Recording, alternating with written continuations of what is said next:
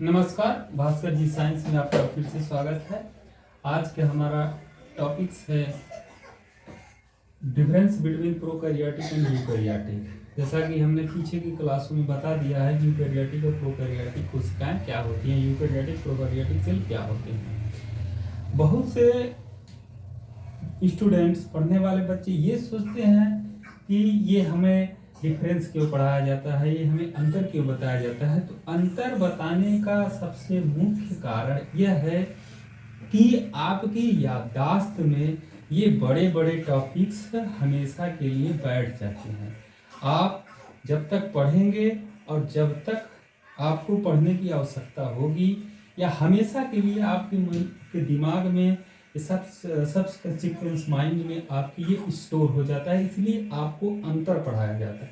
देखने में तो ये बहुत छोटा आपको लगता है कि अरे ऐसी तो किताबों में बहुत लिखा होता है, हम फटाफट क्या फिर सिर्फ एग्जाम में लिखने के लिए था। नहीं, ये बहुत ही महत्वपूर्ण टॉपिक है, इसको मिस मत करिएगा। Difference between eukaryotic and prokaryotic cells. Prokaryotic eukaryotic cells, इस सबसे पहले आप इस प्रकार से लिख देखिएगा। Size of these cells generally small. Prokaryotic cells के अधिकांशतः साइज जो होते हैं छोटे होते हैं, लेकिन यूकैरियोटिक सेल्स की साइज हमेशा प्रोकैरियोटिक सेल्स से बड़ी होती है। Centrioles absent in this cell. इस सेल्स में, प्रोकैरियोटिक सेल्स में सेंट्रियोल्स नहीं होता है और यूकैरियोटिक सेल्स में सेंट्रियोल्स होता है। Nucleus is absent. हमने आपको पहले ही बता दिया है कि सबसे बड़ा फैक्ट, सबसे बड़ा जो फैक्टर है यूकैरियोटिक और प्रोकैरियोटिक में, आप फिगर में देख सकते हैं, वो सबसे बड़ा फैक्ट यही है कि न्यूक्लियस, यहाँ आप देखिए सिर्फ एक गुणसूत्र की तरह यह दिखाई दे रहा है आप इसका न्यूक्लियस, लेकिन यूकैरियोटिक सेल में देखिए इसका न्यूक्लियस बहुत प्रकार के गुणसूत्रों के गुच्छे की तरह, जैसे आप देखते हैं रस्सी का गुच्छा आप देखे होंगे, जो रस्सी आती है गांव में बनाने के लिए, रस्सी से चारपाई बनती है, उस प्रकार से रस्सी के गुच्छे की तरह यह आपका इसका न्यूक्लियस होता है। और इसका न्यूक्लियस एक सिर्फ रस्सी, कुछ रस्सियों के गुच्छे की तरह होता है, इसलिए इसको न्यूक्लियोइड्स कहते हैं और इनको हम न्यूक्लियस, ठीक। अब फिर इसके बाद में हम आते हैं राइबोसोम्स आर प्रेजेंट।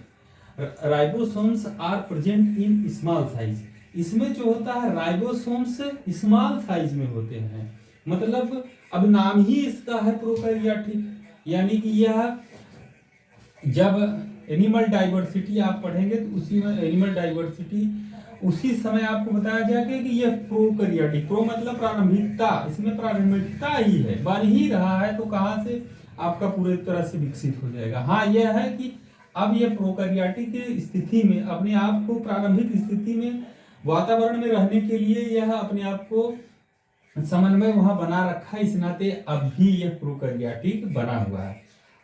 अब ये भी बात जान लीजिए आप कि प्रोकैरियोटिक सेल ही आज यूकैरियोटिक सेल या बड़े जीवों या बड़े पौधों के जीने के लिए में जीवन में खतरा ही डाल रहे हैं। यही प्रोकैरियोटिक सेल हमारे जीवन में रोग का कारण बने हुए हैं, एक तरह से रोग का कारण भी बने हुए, एक तरह से हमारे इकोनॉमिक को भी, यानी हमारी आर्थिक स्थिति को भी सही करने का यह कारण है। अब इसकी चर्चा आपको बताएंगे economics of algae fungi lichen में, अभी यहाँ जरूरत बहुत नहीं है। फिर इसके बाद में अब हम आते हैं आपका ribosomes are present in size without endoplasmic reticulum. यह इंडोप्लाज्मिक रेटिकुलम के इनमें यूकैरियोटिक प्रोकैरियोटिक सेल में इंडोप्लाज्मिक रेटिकुलम नहीं होता है और इनके जो राइबोसोम्स होते हैं छोटे होते हैं, बहुत विकसित नहीं होते, बहुत बड़े नहीं होते हैं, स्वतंत्र रूप से ये आपके इसमें प्रोकैरियोटिक सेल्स में घूमते रहते हैं, ऐसे पड़े रहते हैं। अब फिर यहाँ आप देखिए यूकैरियोटिक सेल्स में आप देखिएगा राइबोसोम्स जो होते हैं उपस्थित होते हैं, लेकिन यह विकसित भी होते हैं और embedded in the endoplasmic reticulum. कुछ देखिए राइबोसोम्स इंडोप्लाज्मिक रेटिकुलम पर धसे हुए हैं और कुछ जो है स्वतंत्र रूप से हैं। ठीक, अब नेक्स्ट हम आपका अगला आपका अंतर देखेंगे। It contain single chromosomes like fragment of DNA. यानी कहने का मतलब यह होता है कि जो इसमें जो डीएनए होता है, यह इसमें जो डीएनए होता है यह आपका फ्रेगमेंट यानी कि लगभग टुकड़ों के रूप में पड़ा होता है, या एक आध आपका क्रोमोसोम की तरह दिखाई देता है। लेकिन यूकैरियोटिक सेल्स में आपका ऐसा कुछ नहीं होता है। ये बहुत सी संख्याएं होती हैं इसमें। ये बहुत सी संख्या होने के नाते इनको कंट्रोल किया जाता है किससे? Nuclear membrane. जैसे कहने का मतलब यह है कि किसी भी फैक्ट्री में या किसी भी परिवार में बहुत से सदस्य अगर हो जाए धीरे धीरे एक के बाद धीरे, मान लीजिए एक पिता है, उनके 4 बच्चे हैं, 4 बच्चों के 2 बच्चे हो गए, 2 बच्चे के 2 बच्चे हो गए। ऐसे बढ़ते जब विभाग बढ़ जाएगा तब उनको क्या किया जाए, सब उसमें अच्छे थोड़े होंगे, कुछ खराब होंगे, कुछ झगड़ालू होंगे, कुछ विद्वान होंगे, कुछ काम करने वाले होंगे, कुछ काम न करने वाले होंगे।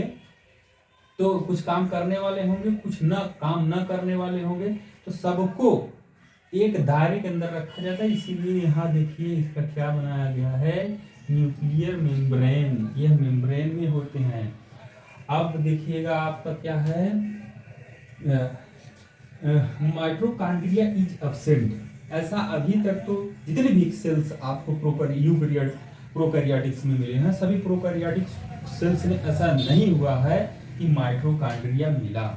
हाँ, ऐसा हुआ है कभी कभार, इन केस आपको हमने आगे की क्लासों में बताएंगे। कभी कभार कुछ ऐसे प्रोकैरियोटिक सेल्स होते हैं जो क्या करते हैं कि यूकैरियोटिक सेल्स में लगभग न्यूक्लियस मर चुका होता है, लेकिन उसके साइटोप्लाज्म भी उसी स्थिति में होते हैं, उनकी माइटोकॉन्ड्रिया भी उसी स्थिति में होते हैं। यह न्यूक्लियस के ऊपर डोमिनेंट होकर के उनके माइटोकॉन्ड्रिया का यूज करके अपने सेल्स को डिवाइड कर देता है। सेल्स को डिवाइड करके अपना जीवन आगे बढ़ा लेता है।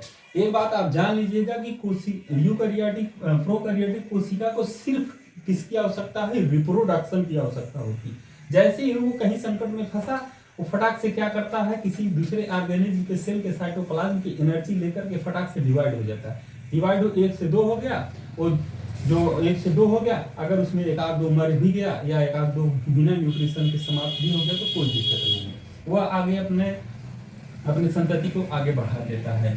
इसलिए अब उसमें माइटोकॉन्ड्रिया बहुत होता है नहीं, न के बराबर। लेकिन यूकैरियोटिक सेल्स में आपका माइटोकॉन्ड्रिया भी होता है, और माइटोकॉन्ड्रिया का इंडिविजुअल स्वयं का डीएनए भी होता है, स्वयं का डीएनए भी होता है। इस नाते आपको हम नेक्स्ट आगे की क्लासों में बताएंगे, आगे के टॉपिक्स में बताएंगे कि ये राज की बात, एक रहस्य समझ लीजिए। माइटोकॉन्ड्रिया एक रहस्य चीज है। कैसी रहस्य चीज है कि यह न्यूक्लियस के कमांड का इंतजार नहीं करता। सिर्फ सेल्स में, यूकैरियोटिक सेल्स में यही एक ऐसा सेल ऑर्गेनेल्स है कि सेल्स के